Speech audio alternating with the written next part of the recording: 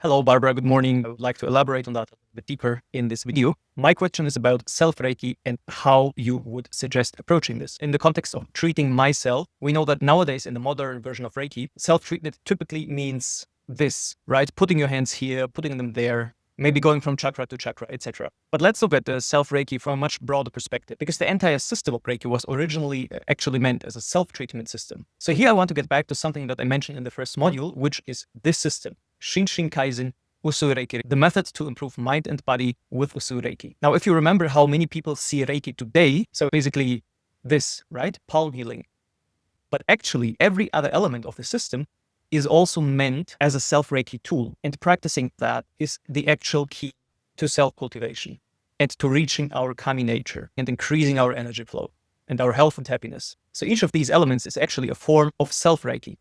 How do we define self-Reiki? At its core essence, self-Reiki basically means increasing the flow of ki inside yourself. And there are 5 ways of doing that. The first one is through the way you live, right? For example, if you are constantly exposing yourself to situations that cause anger and worry and fears and other things that drain your energy, that is the opposite of self-Reiki. But if you adapt your lifestyle and your thinking and your attitude, then you also change how energy flows through you. Instead of being tense and closed, it will open up and begin to flow more freely. So practicing the Gokai is already a first way of practicing self-Reiki.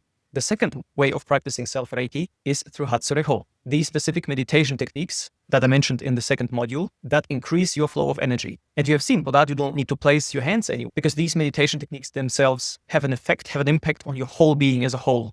And the third element is Tenuhira Chiryo, another way of practicing self-Reiki, by connecting with a particular spot through our hands, using our hands as tools for that, and let the energy flow into that place. The fourth way of practicing self-Reiki, so the increase of your energy flow, is through Shirushi and Jumon, or in other words, symbols and mantras. Here we have to remember that Reiki derives from Shintoism and from Buddhist practices. So the original way of working with Shirushi and Jumon, symbols and mantras, is working with focus, meditating on them, focusing on them, internalizing, repeating the mantras over and over again, chanting them. Now, what exactly does that do? This sort of practice focuses the mind, and therefore it also focuses the energy. So when you focus on a particular thing, it also means that the energy goes there. And that also means that you cultivate that particular aspect that you focus on. And these symbols and mantras embody or stand for deep spiritual teachings. And cultivating that with these focus practices is also a form of self-Reiki, because it's also a form of increasing the flow of ki in your body-mind system.